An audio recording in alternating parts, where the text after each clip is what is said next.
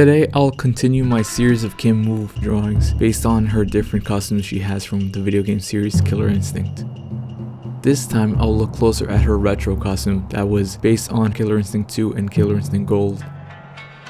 Killer Instinct 2 Kim Woo had a short pink and light blue Chinese outfit. They made some changes to the costume in the Xbox game. For example, she's now wearing shorts under her skirt that makes it less revealing, and some knee pads over her fishnet stockings. In this drawing, she'll be doing her dragon kick move from the 2013 game, which is basically a jumping sidekick. When sketching this drawing out, this was initially going to be a retro Kim Woo fighting a retro Gargos, but I didn't like how the composition of the drawing was coming out. This is why in the speed drawing, you will see Gargos pop in and out sometimes.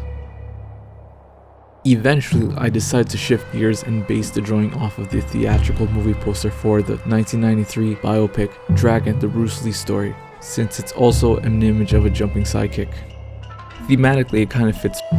Dragon usually comes up in the names of Kim Woo's moves, like Dragon Counter, Dragon Kick, Dragon Dance, and Dragon Cancel. She's even followed around by a dragon.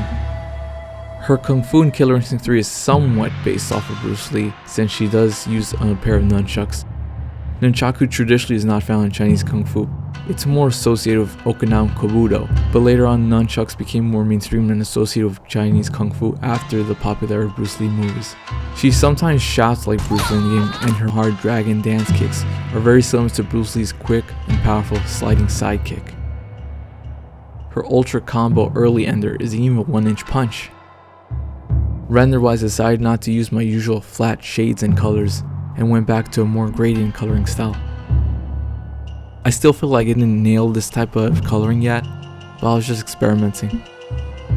Overall, I still like how the image turned out.